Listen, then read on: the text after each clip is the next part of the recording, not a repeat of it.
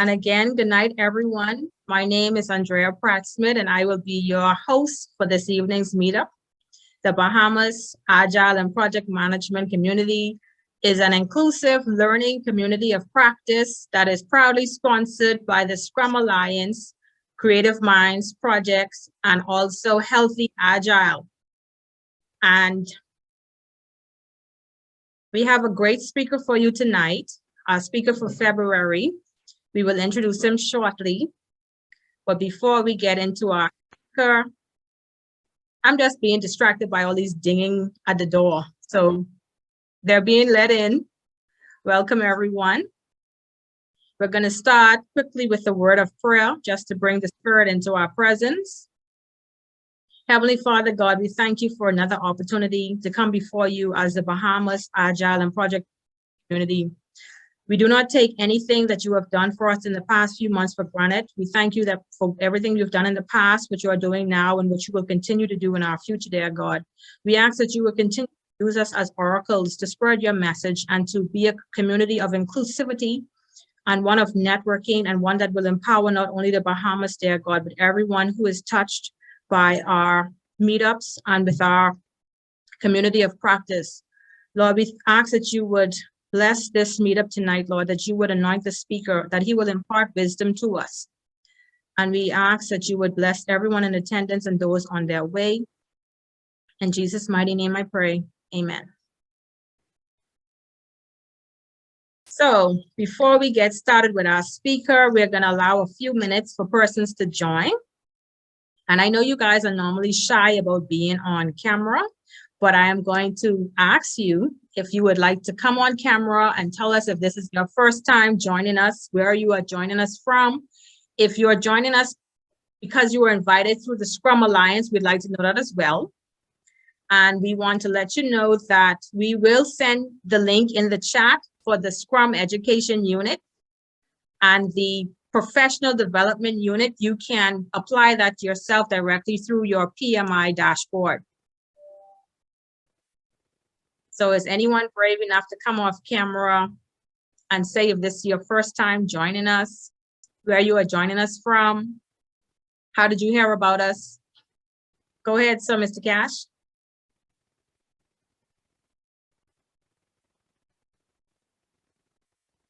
You're on mute. Pleasant good evening, Ms. Pratt.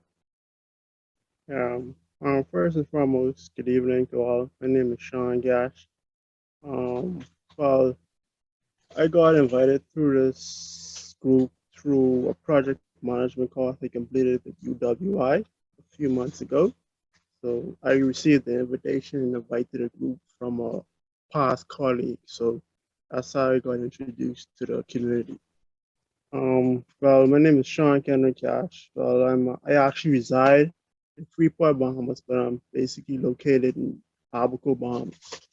Okay, well, welcome, Mr. Cash. Nice to have you with us. We hope that you will join us again.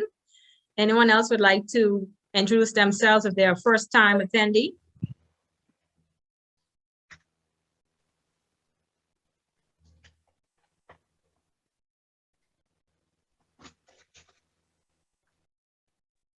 Hi, I'll introduce myself. Hi, I'm Lana Thomas. This is my first time attending a meeting with the group. I am here in the US, but I'm originally from Barbados. Okay, welcome, Lana. How did you hear about us? I attended the Leah meetup, and you were talking about it, and I signed up. Okay, so you're one of my fellow Leah sisters. Nice to have you. Right. Thank you. Thank you for having me. Would anyone else like to come off camera and introduce themselves?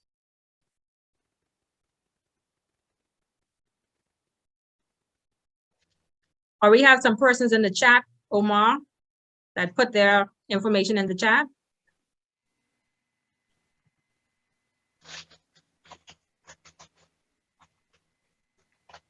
Right now, I'm seeing that we have Val, came from Scrum Alliance and PMI, and is in Florida. Welcome, Val. Hello, this is Diana Andino.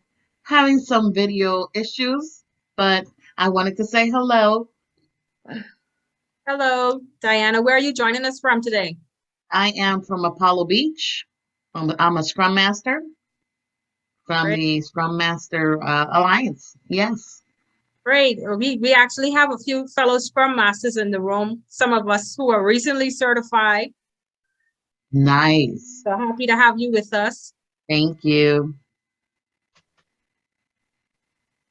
Okay, I'm going to start calling on persons. This is the part what I don't like, but we have to get to this point because we are very interactive. We want you to feel like you're welcomed and have a conversation with us. We want to meet you. Good day. Yes, Dr. Ward. Yeah, I can't show my face. I'm sorry, but anyway, I'm assistant professor of biology at the University of the Bahamas North, and I did hear about you through I think Dr. Rodney Smith gave a lecture last semester. Yes. Yes, he was one of our presenters last year. Yeah, that's how I became aware of you all. Okay. All right. Nice to have you with us. Yes, This is your thank you. second time or first time? Well, this will be my first time. Okay. Yeah. Well, welcome and thanks for joining us. We hope you return. Yes, thank you. Good to be here. Hi, good evening to all. Evening. My name is Fiasha Johnson. I'm joining from the Bahamas, and I came across the Zoom link. I saw it on the speakers' social media platforms. I saw the flyer. It seemed very interesting, and I figured I'll just come to learn more about the Scrum community and what is likely to be shared tonight. Okay. Well, nice to have you joining us. This is your first time, you said. Yes, ma'am. Okay. Good evening, everyone. My name is Megan Lafitte, and I'm the first cousin of one of the presenters, Mr. Keith Royce II. And he actually shared it, and I saw it from his social media page, and I was so excited. So I'm here. I'm actually in Turks and Caicos Islands, but I'm a Bahamian. So I'm grateful, and I'm happy thank you all for having me, and I'm excited to learn. Thank you. Yes, thank you so much for joining us. Is there anyone else that is new, first timers?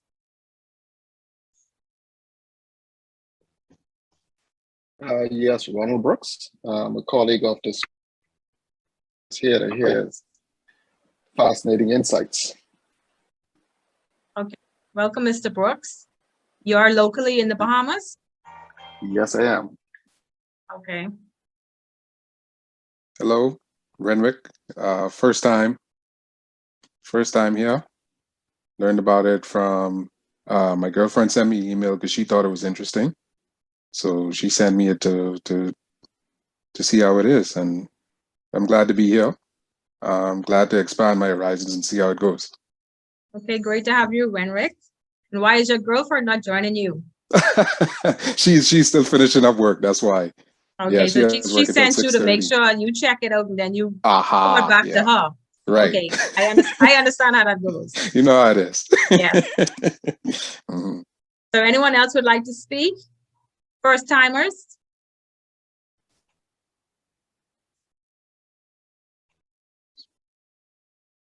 I can see a few names that I know are first timers, so I'm gonna start picking on you.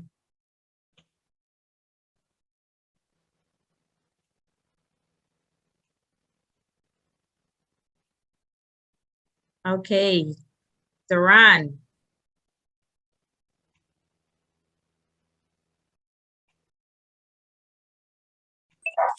Good afternoon. I am local from the Bahamas, just here to support Keith Roy in his presentation today. Okay, welcome. Good to have you. And next first timer that I know is a first timer would be Stanza Perry. Hello, Scrum Master from Florida, was brought here from Scrum Alliance. Welcome. Nice to have you, fellow Scrum Master from the Scrum Alliance. And I think another new person would be Pope James. I don't know if Pope James spoke as yet.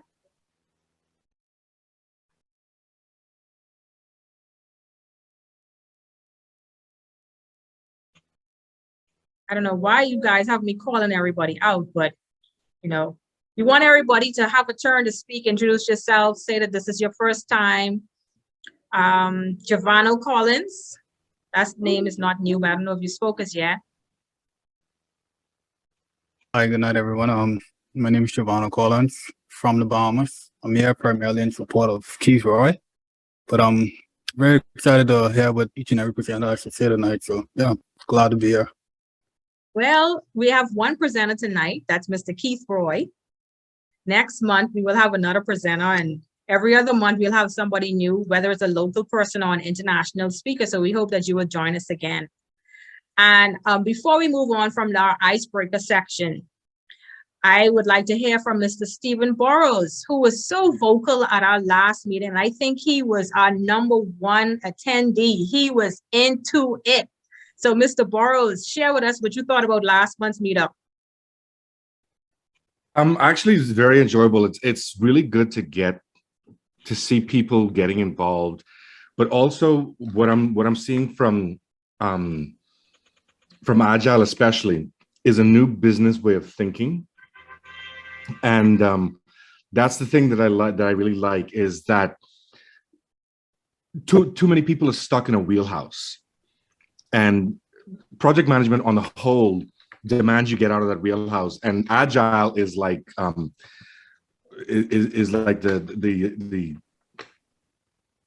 interesting big sister that you better realize is actually in charge of things more than you think.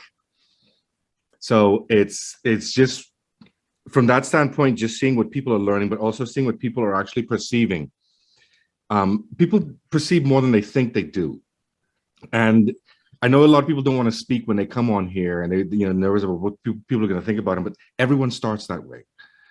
But everyone has within them that understanding that'll take us to the next level. So don't hold back on your comments, your thoughts, or anything like that, because really that's how I ended up really passing the PMP and the sitting in the classes, people not just saying what was right, but why what was wrong, all of that, getting all of those different opinions. We got to keep that community stronger and going that way. So don't be afraid, let it out. Yes, I wholeheartedly agree. And this platform is an awesome opportunity to network. As you guys can see, we have persons joining us who are members of the Scrum Alliance, certified Scrum Masters and senior project managers. So I invite you to take advantage of this opportunity to network with those persons who are joining us, find out about their work experience, how they was able to accomplish their certifications, and anything else you might need to know. This is why we are here, to network with our fellow peers all over the globe, and persons are joining us from everywhere, it seems, these days. And before we move on, I think I saw Tyronda. Tyronda had an awesome presentation earlier today about online safety. So Tyronda, you want to say hi? Good evening. Yes, hi everyone. My name is Tyronda Clinton. I'm also a certified project manager as well as a Scrum Master. I'm so excited to be here, seeing some familiar faces. I'm excited to see what we are going to hear from Mr. Roye from today. So thanks again for the invitation, Mr. Smith. Thanks for joining us, and always in support of each other. That's what we do. We help each other out with building our respective communities. So without further ado, I think I covered everyone who is new. If I did not call on you or call you out, I do apologize. But you can say right now if you would like to introduce yourself before we move on to introducing our speaker. Good evening, everyone. Hi, this is my first time joining, and I am here to support my son, Keith. Hey, mommy's here. Yes, and dad is in the background as well, listening in. Okay, great to have you. Thank you. And I think we have one more person who would like to speak, Satish. Yeah, hey, this is Satish here. This is the first time I'm joining. I'm a Scrum Master. I was here some Scrum Alliance. Okay, where are you joining us from? I'm joining from Canada. Canada, okay, there you go. So as you can see, we are global. We have persons joining us from the Scrum Alliance who are located all over the world. So please take advantage of networking opportunities and finding out how you can advance your careers. Without further ado, I'm going to have one of my team members, Sophia Walker, introduce our esteemed speaker. Thank you, Andrea. Keith Roye is the COO of Plato Alpha Design, a custom software development company whose mission and purpose is to do its part in revolutionizing, pioneering the digital age within the country of the Bahamas by any means necessary. He is a firm believer that having a growth mindset will lead to measurable results. Keith is currently building the next generation of digital solutions for the Bahamas. Keith has worked as the lead developer on various projects for companies such as Doctors Hospital, Cable Bahamas, Alive, Rotary Clubs, and for the Bahamian government. Let's welcome Keith Roye, everyone. Thank you very much for that introduction, Ms. Walker. Definitely feels very inviting. Ms. Walker and myself, we both serve on the Digitization and Transformation Committee for the BCCEC. So definitely glad to have that introduction from yourself. Good evening, everybody. My name is Keith Roye. I'm going to share my screen right now. Let's see. Right.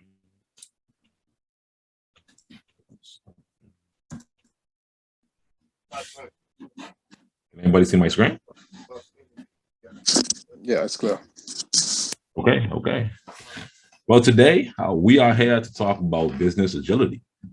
And in today's presentation, we're going to go over how to achieve business agility in the digital age. We're going to talk about why business agility is important. We're going to touch on briefly one of the ways of which business agility can effectively increase the business efficiency and profitability of an organization. And then further down the line, we're going to talk about a few examples of digital solutions here in the Bahamas that has effectively increased business efficiency and profitability for organizations here in the Bahamas. So without further ado, let's get started. So before starting the presentation, I want to preface this with a bit of backstory. Now, what you're looking at here is a work tag of when I used to work at Diamond Resort International in Orlando, Florida, back in, I believe, 2017. Now, I was hired as a junior programmer analyst. I was very eager to dive into this industry. And I was working for them for about, I want to say 5 to 6 weeks. And the reason why my time there was so short was because I got fired. And the reason why I got fired was simply because my manager told me that I need to go back to school and take a CS 101 course. I did not know what I was doing. And she even said that maybe this career in this industry may not be the best fit for you. Now, like most people that go through conflict and controversy, there are 2 things that can come out of that. The first being allowing failure to consume you and actually allowing someone to define exactly who you are and where you can go in life. Or 2, you can take failure and you can use that to fuel you to move forward in life. That's exactly what I did. Between 2017 and 2019, I took that information with a grain of salt and I got busy. For the 2 years that I was not doing software development, I self-taught myself programming. And eventually, in 2019, I got a call by a man named Ronald Brooks. And one thing led to the next, and I was hired as a software developer at Cable Bahamas. And pretty much the rest is history. So I say all that to say that whenever you see someone is gaining success or someone is actually doing well in their career, most times they had to go through some sort of adversity to get where they are today. And that's pretty much my story as well. Nothing came to me easy in life. Everything that I was able to achieve was pretty much through grit and through grinding day in and day out. And I am a testimony to you guys to let you know that anything you would want to achieve in this life, once you put your mind to it, It is definitely possible. So with that being said, let's get started with the presentation. So what exactly is business agility? Now, when I think of agility, I usually think of the ability to be flexible. I think of the ability to adapt. And these are some of the buzzwords that comes to mind when I think of business agility. However, business agility is the ability to compete and thrive in the digital age by quickly adapting to market changes and emerging opportunities with innovative, digitally enabled business solutions. So basically, to sum that all up, business agility allows organizations to quickly adapt to whatever the market throws at them. And obviously, as you guys have seen in the recent years, COVID-19 has forced many businesses here in the Bahamas to take on a more agile framework. Reason being, if these companies do not adapt, they run the risk of pretty much dying out, which is what we have seen with a lot of businesses here in the Bahamas. However, why exactly is business agility important? One of the main reasons that I would say business agility is very important is the fact that the market is always changing. You basically can't do what you have done in business 10 years ago today. It's just not going to work. Reason being, we live in a digital age where persons and customers and consumers, they want things now and they want things faster and they want it better. The business world and the world in general is very unpredictable. Sudden global events, aka COVID-19, the globalization of business, unprecedented technological shifts, changing consumer demands, shifting workplace norms, the increasing prevalence of climate change-fueled natural disasters, and any of a number of other major factors could change the business world in a matter of days. I remember working at Cable Bahamas, and obviously starting September of 2019, the pandemic started around March of 2020. And literally in a matter of months, life changed for myself and obviously for everyone around them. Businesses that adopt an agile framework are best equipped to weather uncertainty and successfully adapt to whatever the world throws at them.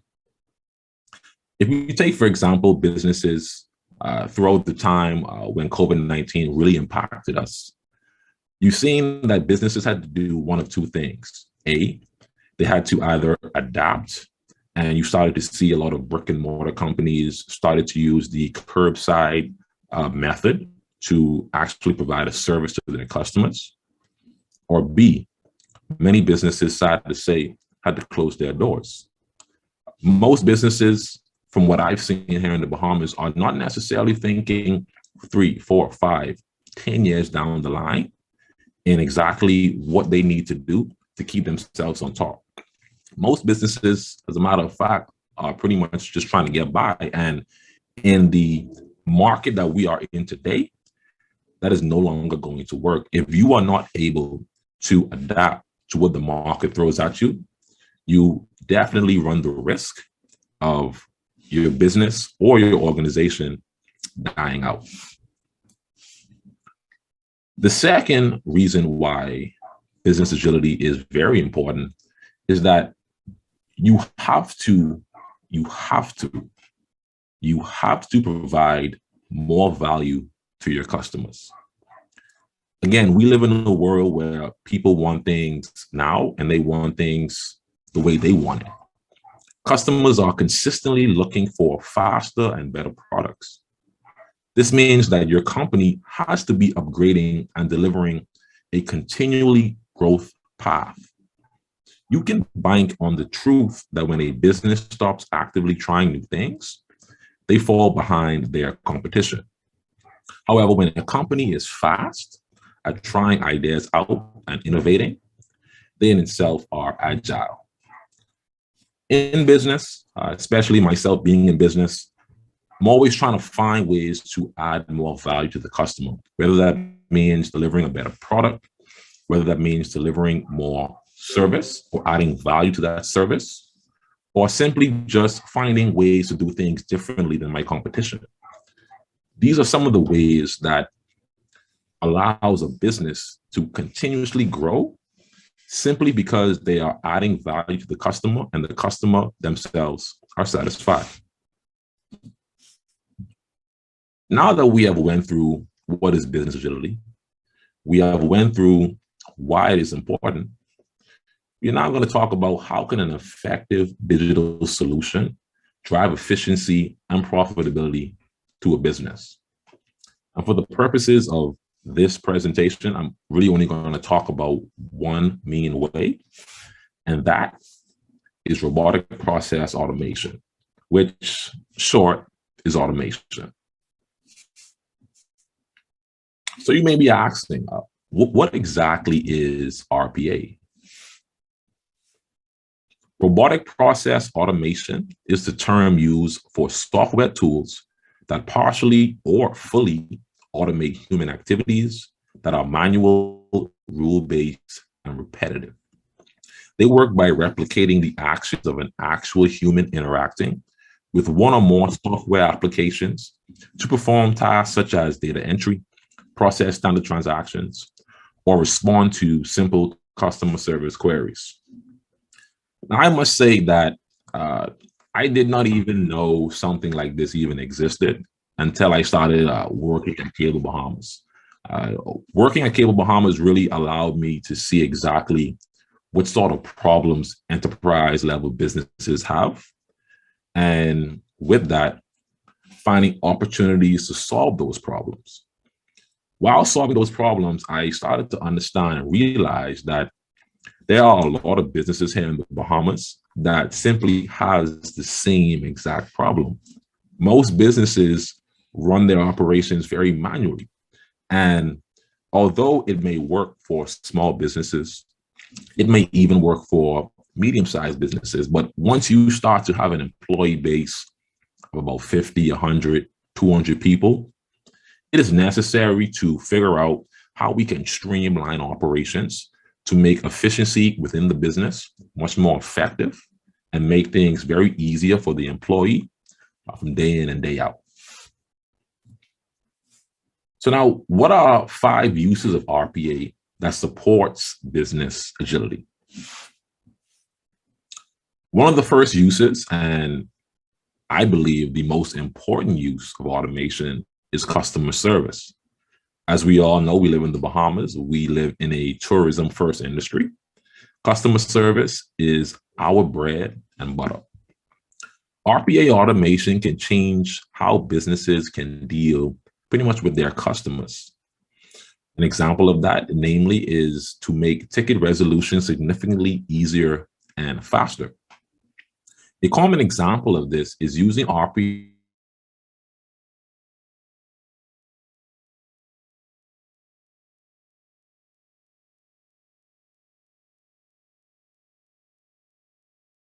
automation of customer interaction, automated, which essentially translates to a lot of lost time and a lot of lost money. You would be surprised how much money a lot of businesses burn just by not having an effective digital strategy within their organization to automate a lot of the mundane tasks that they have day in and day out. Rather than having an employee manually go through the timely process of seeking information for customers on their own, businesses are more frequently using RPA to automate this process.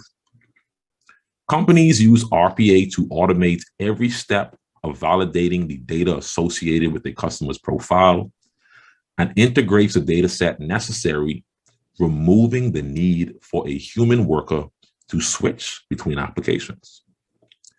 Let me give you an example of customer service RPA in action. A company is receiving a stream of complaints, but until now has been dealing with them manually, one at a time, with a human agent. They install an RPA bot, which is programmed to sort and process the information gathered from the complaints into determined categories. If complaints fall into categories that have predetermined courses of action, those actions can then be undertaken by the bot. These are all actions that would otherwise be performed by a human, but RPA allows for a quicker resolution. As a matter of fact, towards the ending of this presentation, I'm going to be showing 2 demos, one of which is a project that I worked on at Cable Bahamas, which is a virtual agent that literally does exactly what it is I just said. It pretty much automates standard processes that customers would have. For example, they want to know how much money they owe. They want to know, can I send a hit to my set-top box? Maybe they want to reset their modem. Maybe they want to cancel a truck roll appointment. All of these things they can do simply by engaging the virtual agent and putting in the necessary parameters and handling all of these functions without even talking to a simple human being. The second use of RPA is, of course, to boost productivity. When you're employing a specialist who excels in their field, and they're having to spend hours on end inputting or gathering data, that is a waste of your money, and more importantly, a waste of their time. The principal advantage of automation with RPA is that you're effectively hiring another employee to do that job at a small fraction of the price. These bots never have to break or take a break. They never make a mistake. And more importantly, they work 24/7. The effect this has on human workers is very substantial. Newly freed up from manual, monotonous tasks, employees can now spend their time doing a job that needs their specialized skill set. In a Deloitte survey, they found that 86% of respondents agreed that RPA improved productivity within their workplaces. There is also an additional advantage of making your employees happier and improving their job satisfaction. No one wants to spend their time, honestly, doing manual data entry, especially not when automation alternatives are readily available. In these instances, RPA really pays for itself by removing the labor cost of paying an employee to do a task that essentially can be automated, while also giving you the opportunity to redistribute that worker and allowing them to perform a task that needs them more. I want to give you guys a perfect example. Sometime last year, I believe, when COVID-19 was at its peak, at the time, a lot of companies that offer services like BPL, Cable Bahamas, BTC, so on and so forth, they were not disconnecting the customers simply because it would have been difficult for them to, I guess, justify disconnecting them knowing we are in a very unprecedented time. So basically, once things started getting back to normal, at the time, we may have had maybe about 4, 5, 6,000 persons that qualified for disconnection. However, with about 6 or 7 persons in credit and collections, it would have been very difficult for them to manually go in and disconnect each person that qualified for disconnection. So we were then tasked to build a auto disconnect process that pretty much automatically determines who is eligible for disconnection, the amount of money they owe, and simply through the use of APIs, a process was built that can simply do the work of 4 to 5 people in a week, can be done in about 30 to 45 minutes, honestly. And that's exactly what happened. Once I went in and implemented the process, the girls at Credit and Collections were able to redistribute and reallocate their resources to do things that would serve the company much, much better and allow the process that was built to take care of all of the monotonous work of going in and disconnecting someone and then notifying them that they have been disconnected and to please pay their bill. So that's kind of one of the ways that software really can enhance the operations of an organization once the requirements are set and once a solution is built, tailor-made, the problem at hand. A third use of RPA would be employee onboarding. Onboarding is often littered with administrative tasks that need completing, again, often mundane and very repetitive. RPA automation can be used to automatically generate and send offers and trigger an automated workflow when the employee's account is created. As most business owners will know, paper is very expensive and it's very wasteful.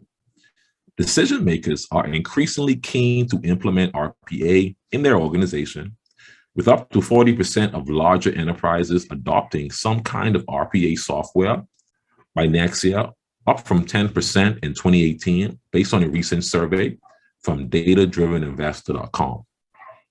RPA can also be used to reduce the amount of paperwork you process by, for example, having an electronic capture system that removes the need to create paper copies of documents by receiving and dealing with them digitally.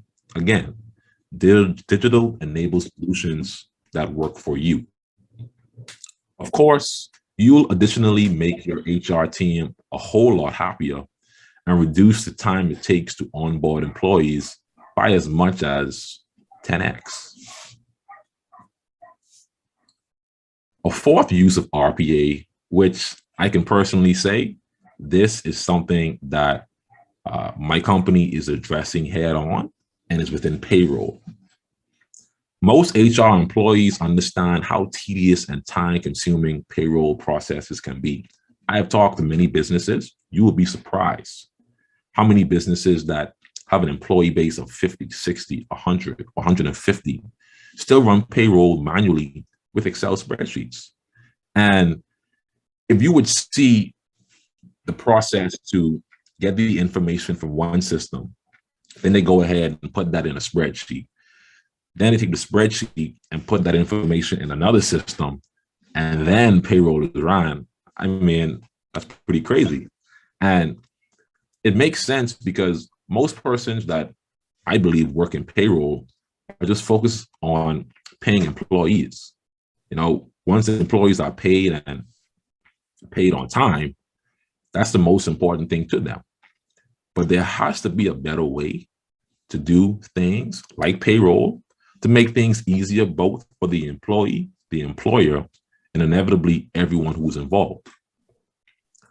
Bots can be used extensively to help your payroll team by standardizing your processes. Instead of studiously looking over spreadsheets and writing up checks by hand, get a system that does it for you. An automated payroll can be designed to do a large swath of payments like salaries, overtime, commissions, bonuses, raises, wage reductions, and expenses. Your HR staff will be better served with an automation system to help them so they can deal with the task that needs them essentially.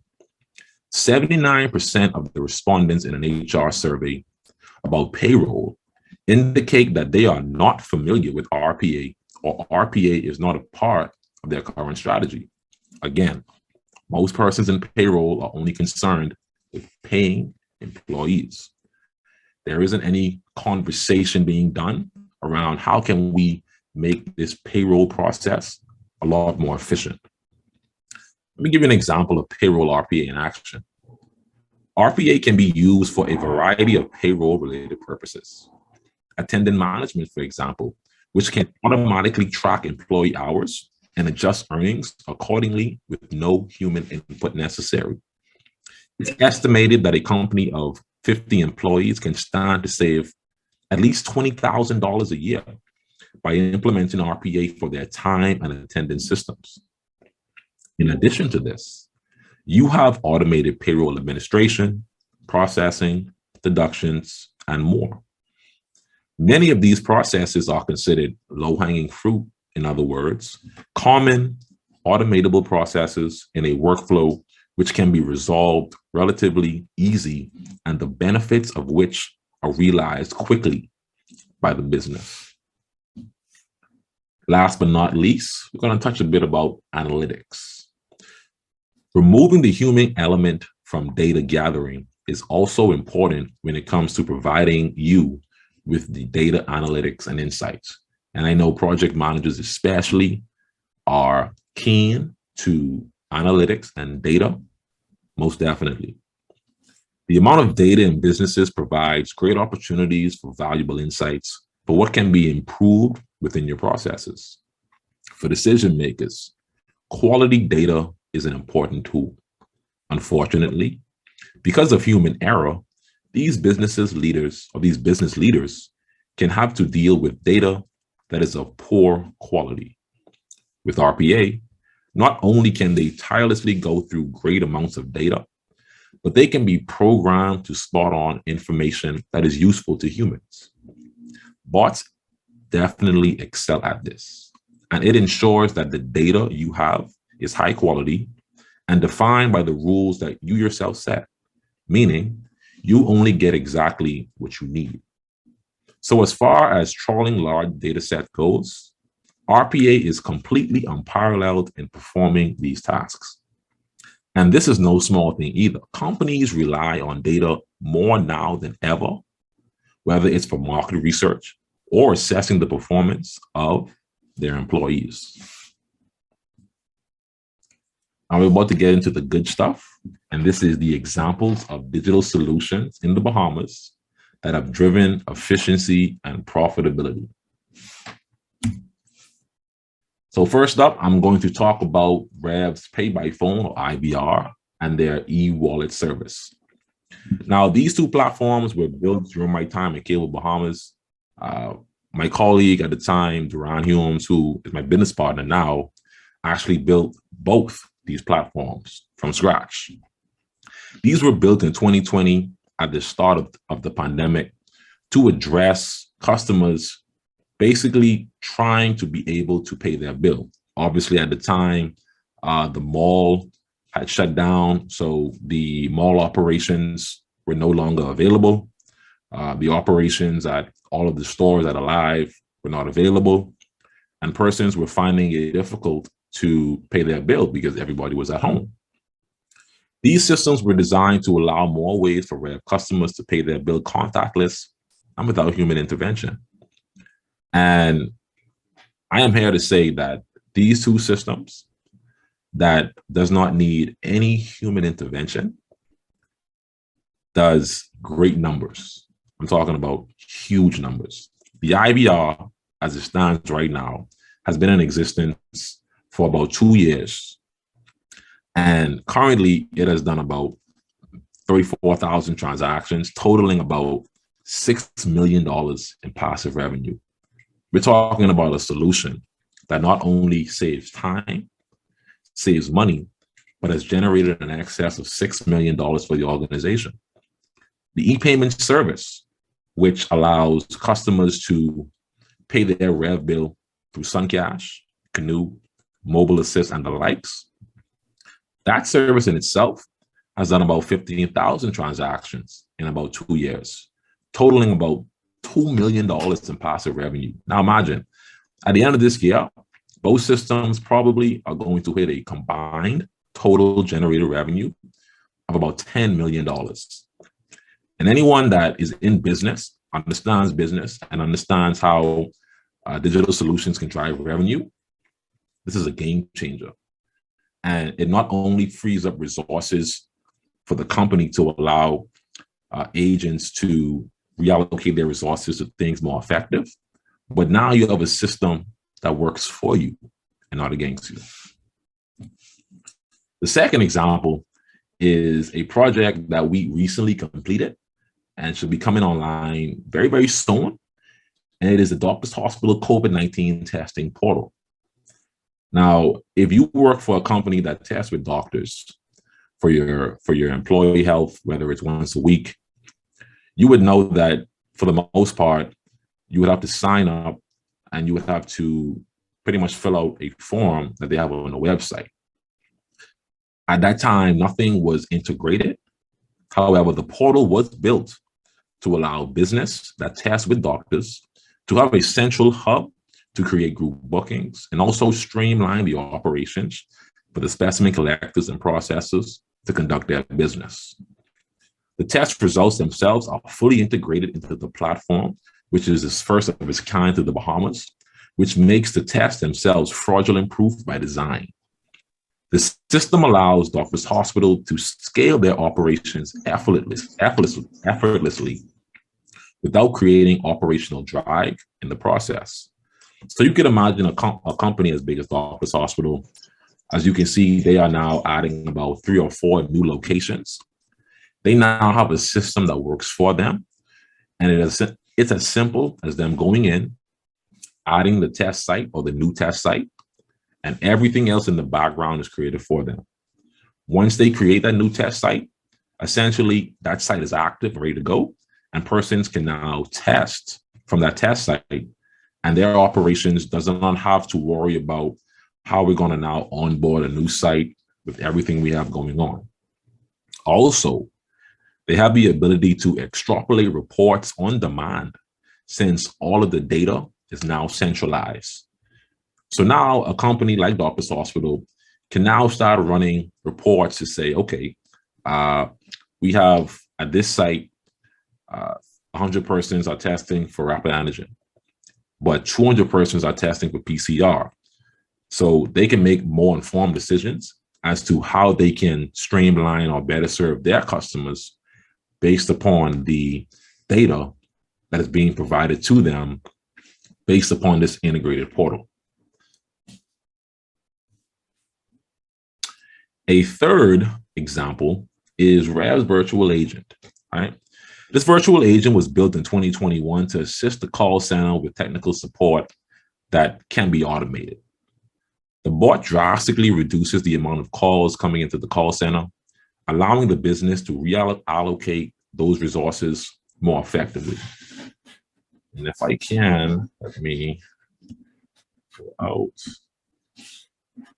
So essentially, if you were to go on the Rev website, I know a lot of people may not use this bot, but I'm going to show you. Once you put in your name, put in your, let me move this, there we go. Put in your email address, put in your island, and you select what do you need help with. I need help with technical support. The first thing that happens is you get a list of options, right? You have the list of options to do billing, signals to boxes, schedule technicians, modems, store locations, so on and so forth. Let's click billing. The first thing it'll ask you is, would you like to find out your current bill? I'll say yes. Then it'll ask you, please provide your 8-digit account number, which I will provide. And with the use of APIs, formerly known as Application Programming Interface, we can now communicate and we can get our balance. My balance is 0. It would then ask you if it helps or if you would like to pay your bill. And if you do, it will take you to a link that essentially would allow you to add in the information and pay your bill. It will ask you, did that help? If you say yes, is there anything else they could help you with? Say yes, and then the menu comes back up, but we'll quit. So again, this is just one of the ways in which automation can serve you and make things very easy for you as a customer. Last but not least, I'd like to talk about TriBlock HR, which is Plato Alpha's flagship product. It is an integrated HR and payroll system that directly addresses the problem that we have with payroll in our country. This system was created to fill the void that so many businesses in the Bahamas have with their current HR and payroll system. My team and I has done extensive research on different companies and how they run payroll, what they do, how they do it. And the findings that we were able to find is that most companies, if they don't run payroll manually, they use a proprietary software either created in America, in Europe, and sometimes even in India. As you may know, when software is being built, it is being built with the end user in mind. And if something is built in America, you can expect that it is built to serve the American economy. But obviously, if you're using software built for Americans or built for Europeans, that does not necessarily mean that everything is going to work when you try to use those systems here in the Bahamas. And that is the issue that we're having. A lot of companies are trying to retrofit systems that were not built for them and trying to make it work. So now you have companies that are paying an exorbitant amount of money for a payroll system or an HR system, but they cannot even use the majority of features that are offered simply because the system was built for them. And this is where TriBlock HR comes in. TriBlock HR standardized processes around HR and payroll that removes any manual effort that an HR admin would normally have to undertake. The beauty of TriBlock HR is that it was built for Bahamians, by Bahamians, with the Bahamian economy in mind. Also, seeing that we are a custom development shop, the system is very flexible, meaning that we can tailor-make the platform specifically to the needs of your business. For example, you may work at a company where your employer does not want their employees actually putting in their time and attendance timesheets. Well, the system itself can go in and integrate with any clock in or clock out system and directly integrate that information into TriBlock. Maybe your company wants you to handle everything on your own. Again, TriBlock is very self-serving and it allows employees to go in and manage their timesheets by themselves, manage their time off, so on and so forth. What I will do is show you guys, if I can move this over here, show you guys a demo of TriBlock that we would have shown to one of our potential clients in Providence Ecology Park. And this will give you guys just a brief example of what the bare bones HR and payroll would look like. So as you can see, this is what the HR administrator would see when they first log in. As you can see, you can easily see how many vacation, sick, and personal days you have left. You can see that she has the ability to manage her timesheets and the timesheets of her employees. She can manage her time offs and the time offs of her employees. And she also has the ability to run payroll. On the right-hand side, you can see that she can add any announcements that she would want her employees to see. And anytime someone is hired and onboarded onto the platform, you can see all of the recent hires on the right-hand side. If we were to go into the people module, we can see all of the employees that are active on the platform. And if we click into Mr. Brooks, for example, what you're looking at here is a 360 view of all of the information pertinent to Mr. Brooks. She can go in and edit any of the personal details for him. As you can see here, she can add or remove any of the permissions that Mr. Brooks has. So say, for example, you have a big company and maybe you have about 4 or 5 persons that work in HR and payroll, but you only want 1 or 2 persons having access to, let's say, employee salaries. This system has granular permissions to where you can set exactly each action you want a user to see or not to see. Of course, you can go in and you can see all of your time offs. You can see the settings. You can manage the company settings. You can add or edit any of the departments. You can set the hierarchy for your organization as well. You can go in and create and edit any holidays. You can create and edit any announcements. You can see all the access levels that you have for each action in the platform.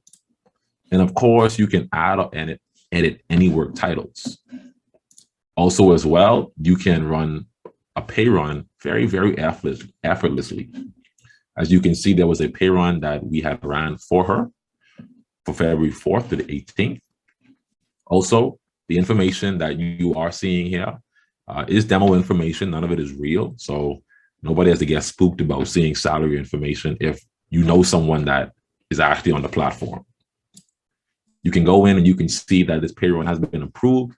You can see the 9 employees, how many hours they worked. And also you can see the salary amount that they would have been paid.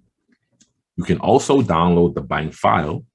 And what we do on our side is we actually generate the bank file specific to which bank you bank with. So let's just say you as a business, you bank with CIBC. Obviously, CIBC has a bank file format that they would need in order to run payroll on your behalf. We generate that bank file automatically once you go in and set which bank you bank with. And we can automatically send that payroll information to anyone that works at the bank so that the process is very, very automatic. Also, we generate the pay slips automatically as well. And as you can see, if we were to open up, let's say, one of these pay slips, it is very basic. We haven't added any deductions or anything for this demo, but obviously we generate the C10 file automatically as well. We add in any deductions that you would have for your organization, so on and so forth. And all of this is very customizable and it is very intuitive and it makes payroll very, very simple. And with that being said, that brings us to the end of the presentation. And at this point now, I'll entertain any questions. Thank you very, very much for having me.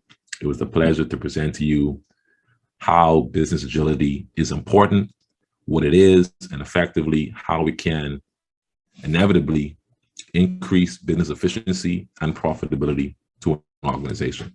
Thank you.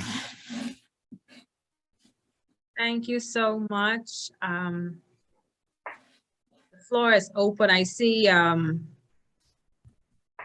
plenty of applause and a thumbs up. I have one question I could start with. Okay, great. So Keith, I'm wondering in your, when COVID first started, did you find that there was any particular business that was able to adapt really quickly, really well, in terms of agility? Which type of businesses would you say were able to adjust really well? Or did you not see any distinction really in that regard?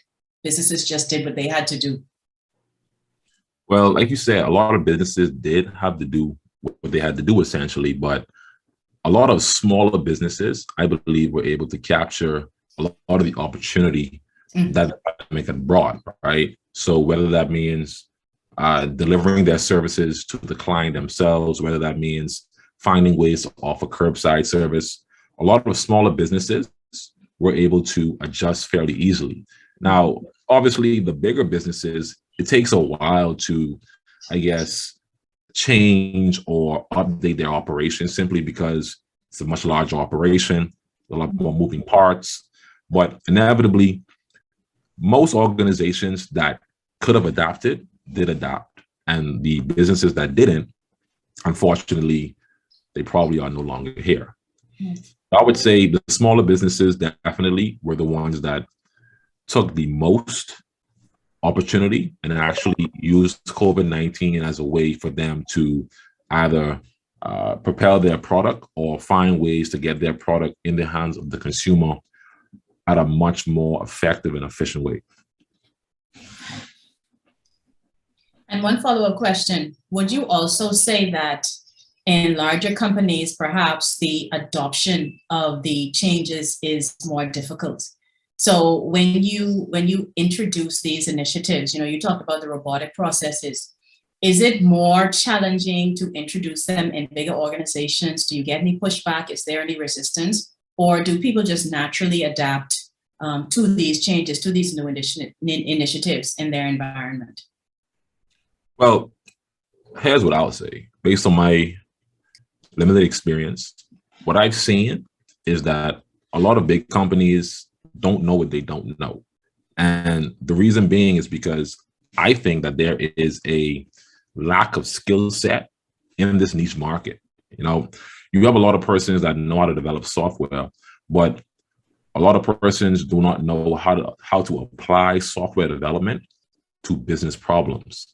So even if you were to have someone who is a developer working in an organization, if they do not have the understanding on how to apply their software development skills to inevitably create these solutions, then the business themselves has to actually fall back on what they know. Now, if you're dealing with someone that has a skill set that can come in and that can make a informed judgment that, hey, let's do it this way and let's implement it using X, Y, and Z. Most times companies are more willing to work with contractors to get these things done because the skill set isn't there. And this is another thing that we at Plato Alpha are trying to overcome. The skills gap with software development is definitely prevalent here in the Bahamas. I do believe that they should start introducing coding at the primary and possibly even junior high school level, because coding and software development is a skill that in the next 10 years is going to continue to grow in demand. And as we start to grow with technology, we're going to need persons that have the skill to harness that technology and actually use it for the betterment of the country. You know, I was working in Orlando for about 3 years. I lived in the States for maybe about 7 between work and school. And it's amazing to see how everything is just so integrated. Everything is just so seamless. You walk into a bank, there is absolutely no line because you can literally do anything online. You can open up a bank account online. And these things are possible because the skill set is there. Yeah. If we can create the skill set, or we can build the skill set here in the Bahamas, we can start to take advantage of the opportunities that a lot of other countries have by having streamlined processes that work for them and not against them. Yeah, I think it's 2 things. We need to embrace the technology, but also we need to teach those digital skills earlier. So I see 2 hands up, Tyronda and Jackie. I'm really not sure who put their hand up first. Maybe Jackie will give Tyronda a chance. Go ahead, Tyronda. No, her hand is up first. I'll oblige if she wants to go. Okay, all right. Awesome presentation, Keith. Quick question. You mentioned the skills gap and software development, and you also mentioned agility and how it's applicable for, I guess, people in technology and in the industry. Based on your experience, do you also recognize that there's a skill gap in the actual, I guess, framework or I guess topic of agile in itself, and the other non-quote unquote technical skills that is required to be implemented as a project team or an organization that provide technology services to companies and or organizations? All right, so as it relates to agility within the project management space, I would say that there is a skills gap as well, which is why it's great to have a community like the BAPMC that is actually going in and doing pretty much the groundwork and getting the awareness out that there is a different and a better way to run business.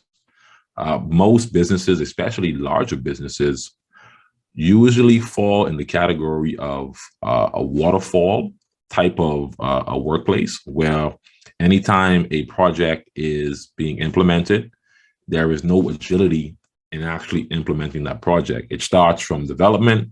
Once development is finished, they go to testing. Once testing is done, then they implement. Whereas with an agile solution, you can implement sprints, you can implement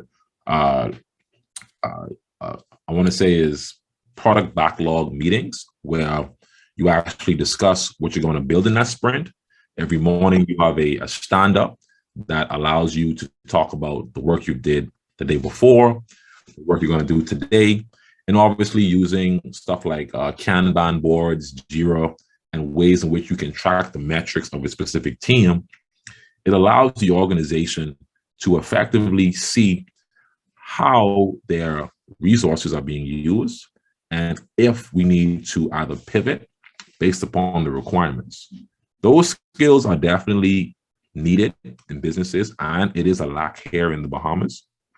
But it is my hope that between the BAPMC and also the Bahamas Development Association, we can partner in a way to pretty much bridge the gap between software developers working in an agile space and project managers being able to deliver a agile framework that developers here in the Bahamas can follow and ultimately implement in the way they actually develop their software. Thank you. One more question and I'll go on mute. What was the biggest challenge when you were in a position to present this particular product to a company or organization? And I'll be quiet. Are you referring to TriBlock HR? Yes. Well, for me, the biggest challenge that we have been seeing is that a lot of businesses, from what I've seen, just like bad treatment, you know? I mean, some companies, you can present a better solution, but unless you're saying the right things or it makes dollars and cents, right, then they won't pretty much buy it. So what we've been doing is doing a lot of research to figure out exactly what are the pain points that businesses are feeling as it relates to payroll and HR. Once we figure out the pain points, we can then create a solution that then alleviates those pain points, and it allows companies to now work in a space that allows them to thrive, right? So I'll take, for example, a potential client that we pitched TriBlock HR to. They were having issues with getting the system that they were using, was not able to give them accurate reports, but they consistently continue to use that system. And the reason being is because they do not know where to go or what other software to use, simply because they are, I guess, in debt or slave to the software they're using now. So just by finding ways that you can alleviate the pain points of an employer makes it a bit easier to pitch a product like this, because most persons are going to have different problems. We had another company that, even though their payroll and operations are going pretty fine, they were having issues managing their time off requests. So the system that they had did not allow them to easily manage the time off requests of their employees. And that in itself is a solution that they were looking for. Now, they may not have been looking for a HR payroll solution end to end, but we solved their problem with our software. And this is some of the things that we've been introducing to companies. I do believe as time goes on, and as we continue to make the product better, as we continue to add more value to the product, companies in the Bahamas are now going to see that, hey, it just makes sense to use TriBlock HR because it does everything so well. And that's the goal that we're looking for. We're not trying to compete with anyone. We're trying to build a product that literally addresses the problem head on and pretty much makes it dummy proof to not use it, right? At the end of this year, we are looking in hopes to integrate with Sand Dollar to allow businesses to pay their employees with digital Bahamian currency. I personally believe that would be game changing. No other system will be able to do that. And by introducing something of that magnitude, it's going to allow more and more businesses to start to think that, hey, maybe we should try TriBlock HR or whatever other system that addresses their needs, because it's a system that is going to work for them in the future and not necessarily work for them right now. Okay, thank you, Keith, for your awesome responses. But we have 5 hands raised and 2 questions in the chat, and we have like 19 minutes left. So let's see how quickly you can get to the 5 hand raised and those 2 questions in the chat. All right, I'll be short and sweet. Jackie, go ahead. Hi, Keith, definitely great presentation. My question is, especially as it relates to those smaller businesses, some of the examples that you use was Doctors and Rev, and we know that these are large companies here in the Bahamas. But as it relates to TriBlock, when it comes to, you know, that mom and pop store or that, you know, that company where there's a few employees, but they're growing, how and what has been your approach to seeing, to showing them the benefits of going with a software, with a platform like yours? It's a great question. So like I tell any small business or any business in general, if you're a small business, you're not trying to be or continue to be small. Any business that's a small business, I hope that you are trying to grow your business to where it's no longer small. So with business, like I tell everyone, you know, business is like a child. You know, as a business, if you're in business or you own a business, you have to treat it as a child. You have to water it, feed it, show it attention, and you have to pretty much grow that business to wherever you're trying to get it to go. So I tell companies that, hey, what we have may not necessarily fit your needs as a small business. However, what happens when your business starts to grow? What happens when now you have a large contract and you have to bring on 50 or even an additional 10 or 20 employees? That is when things get muddy. And if you have a system like TriBlock HR, it allows you to scale your business without having any operational drag. And this is the power of having a system like that. You know, you don't want to wait until you need something to get it. Most times it may be too late, or it may cost you more money to redo everything you have been doing just to get it to the point where it makes sense. If you start from the ground and you have software that empowers you, it's going to make it easier for you to grow once you start to scale your business. And that's what I try to tell businesses that are on the fence of getting software, to look at where you're trying to be in 5 years and what you should be doing to get to that point, essentially. Okay, great. Great Thank response, you. Keith, but you need to make it a little shorter. We have 4 more hands raised and 2 more questions in the chat. All right. Charles McPhee, you're up. Good night, Keith. I know you were talking about your software for HR and stuff like that, but how would you, I guess, walk a company through that doesn't have a set plan or vision for actually implementing that software? Because, you know, most of us, we are so stuck in a set way of doing things. We don't adapt to change quickly, and we don't have a vision for how we'd implement that in our business. That's no problem. What I would simply do is we would speak with these businesses and we would pretty much ask them what are the pain points that they're having as it relates to payroll, HR, or even if we're going in to do any custom work, we want to know exactly what are your problems. Once we understand your problems, once we understand what it is that you're faced with, we can then tailor-make a solution that addresses those problems. And that's pretty much all we're doing. Now, we're pretty much a development team that uses software to address business problems. At the end of the day, we're just problem solvers. And software is just a tool we use to solve those problems, essentially. So that's exactly what we do. Okay, thank you. Satish? Hey, Keith, that was a great presentation. Just have 2 questions. What are the agile processes and tools that you have used while you were building the solution which you started on 2020, right? And then what are the benefits that you have gained by using those agile processes and tools? Well, as far as tools, I would say one would be Jira. My team uses Jira all the time to actually track projects that we're building. We do kind of a stand up every day during the week to talk about what we worked on yesterday and what we're going to work on for the day. And other tools that we use are pretty much development tools that allows us to automate a lot of the stuff that we do in-house to make things a bit easier. But I would say the main tool that we use that is an agile tool per se would be Jira.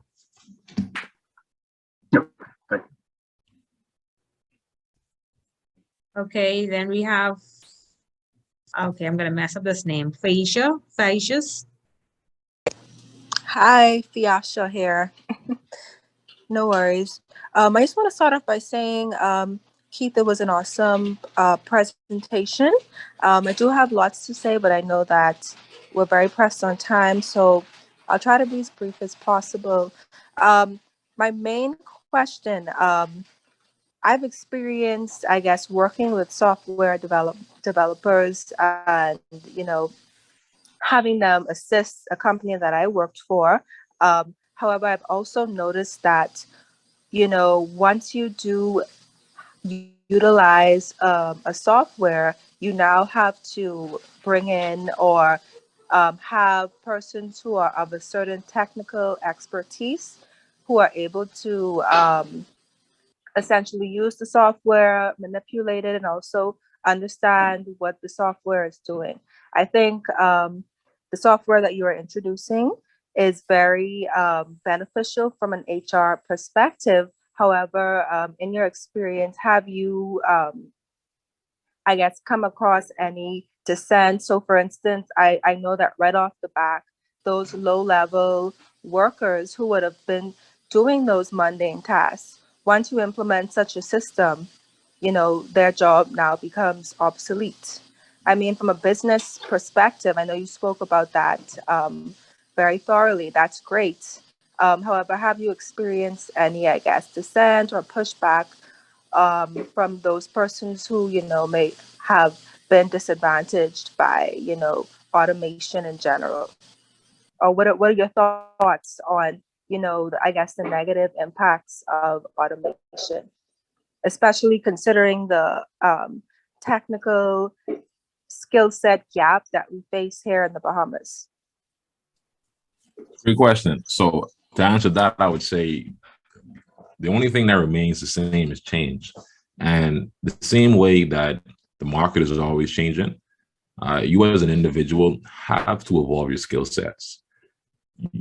Just because there are better solutions that can, I would say, serve a business, if you're in a position where your job is on the line because it's being automated, it is solely your responsibility to find or learn the skills necessary to be competitive in this market, because this is where the world is headed. In about maybe 10 to 15 years, anything that can be automated probably will be automated. And what does that mean for a lot of unskilled laborers? They now have to find ways in which they can add a skill set that would allow them to compete in this digital market. So I would say to anyone that is fearful of what automation is bringing, to simply just find or figure out what skills I can learn today to make myself competitive. Because at the end of the day, it's your responsibility to pretty much provide a living for yourself. And if you're not cognizant of what's coming to you, then you run the risk of losing your job and getting upset of something that you have control over, inevitably. I agree with that statement. And that also would tie into having personal agility. So it's something called business agility and there's personal agility, but I won't get into that. We're going to go to the chat and there's a question from Trudy which asks, is there a US version of your software? If not, is there any equivalent or RPA software you'd recommend to small US companies? Well, I won't say there's anything that I can recommend, but I can talk about software that I've used while working in the States. A great example is ADP. ADP is a payroll software that is very good. It is very, very good. And it does everything very well. That's something that I would recommend. Also, Paycom, Zenefits, those are also two very great HR and payroll software that pretty much automates everything. As a matter of fact, those two systems were the systems that we leaned on and got our inspiration from when building our TriBlock HR. So those are the three systems that I would recommend if anyone is looking at HR and payroll systems in America: Paycom, Zenefits, and ADP. Okay, great. Renwick, I'm coming to you. We just have one more question in the chat. Ninad, would you like to come off camera and ask your question?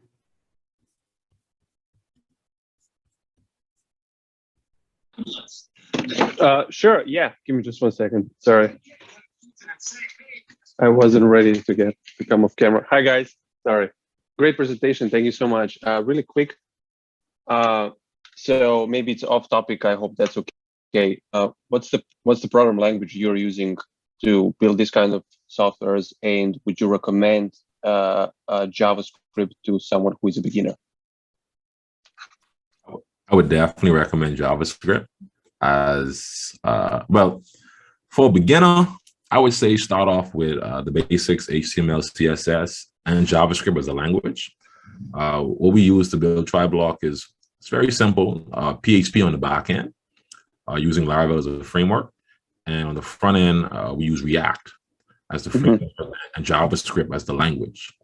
So it's a pretty simple setup, but definitely those tools can be very, very scalable. You can definitely extend the functionality to whatever you want. And with using React as a JavaScript framework, we then have the ability to then use React Native to build the mobile side of TriBlock HR, which again should be coming soon, possibly in 2023. But yeah, that's the stack that we use for the TriBlock. Awesome, thank you. Thank you, Ninad. The next question is Renwick. Hello, good night again. Great presentation, Keith. Ninad asked one of my questions, which was the type of programming you would use.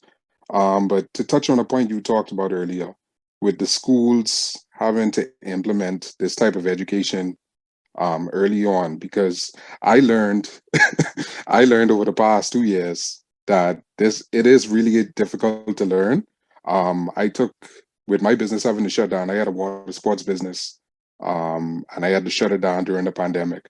So over the pandemic, I had to relearn things that, piqued my interest. One of them being the introduction to CIS, and then having to learn the JavaScript, as well as I think it was another one. One more you said earlier.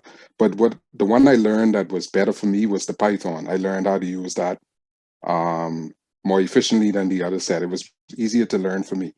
But my question is, how would you get that to be integrated into the schools? How would you go about that? Because that's very important, especially for our young Bahamians growing up, especially in this digital age. They have to learn something like that. How would you implement something like that? How would you go about that? Thank you. Thanks for that question, man. So the first thing that I would do is to build awareness, which currently we're trying to do through the Bahamian Developers Association. Building awareness is the first step. Actually, having speaking engagements, talking to students and getting them psyched about software development and what are the opportunities and possibilities of having the skill set is the first thing.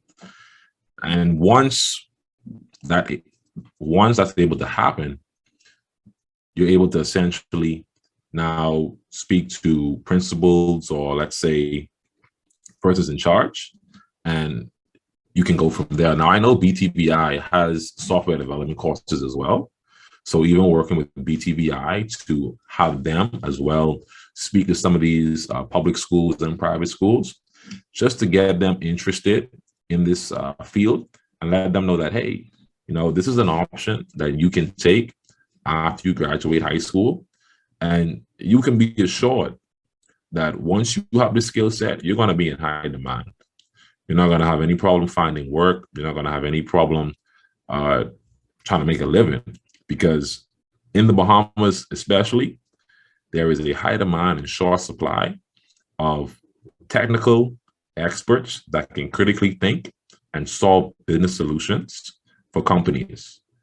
That skill set is lacking, and if we can have more of that here in the Bahamas, I do believe that it will raise the bar in the ease of doing business here in the Bahamas.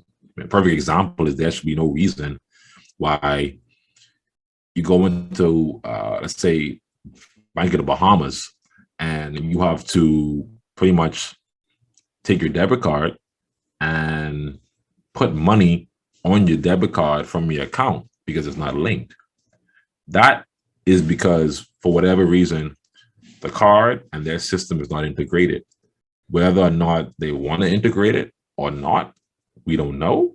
But if they don't hire someone to do that, it makes the ease of doing business hard, because you have a lot of people standing on a line just to put money on their debit card. It makes no sense. So again, once we have the skill set, we can then raise the bar in the Bahamas, and the ease of doing business is going to continue to get easier and easier. Okay, great response. Kenny, do you have a question? Kenny always has questions. Thanks, Andrea. And my question was more leaning towards machine learning and how your company would approach machine learning, seeing that ties in with automation as well. Great question. Now, we don't touch machine learning at all. IT is such a broad field that you can be an expert in one thing and have no idea on the other. And in this case, that's exactly what's happening. I have no idea about machine learning, no experience in that. So I would not be able to even answer that question. But if we were to get into the machine learning space, it would probably consist of us bringing on someone with that skill set and seeing how we can mesh that together to provide a better product to the consumer. All right, Kenny, is that your only question? Okay, Kenny is good. Kenny normally provides us with at least 3 questions at our meetup. So he's one that we rely on to keep the questions coming. So before we leave, we have a few more minutes. We normally just take a quick picture. So Monique, I asked you to see if you could rally the troops and get these cameras turned on. So let's see how Monique does with that, because I'm not good at begging. Pleasant good evening to everyone. And I just want to say also, Mr. Roy, great presentation. I do have one question. Is your program cloud-based? Well, we have the ability to deploy the software either in the cloud or on premises. It just depends on how the business wants to deploy the system on their end. So we can meet demands whether on cloud or on-prem. Does not matter. It's very flexible. Great. Okay, so would everybody please just quickly turn on your cameras for me? I know some of us weren't prepared for this, but as best you can, turn the camera on so we can get a good snap of each one of you to the best of our ability. Okay, I'm just going to say after 3, you can give me your best look, give me your best side, give me your best smile. It's up to you. 1. Thumbs up. 2, 3. Excellent. But of course, you know, animated. Oh, you want one animated? Yes, that's the fun one. You're supposed to do a gesture to say, hey, man, I had fun. Tonight was great. I learned a lot. Way to go. Okay. Good job. Okay, guys, to appease Andrea's demand for a fun photo, we'd like for you to do anything that's quirky that will put you in a fun position. So if we can do that, that would be greatly appreciated. Andrea,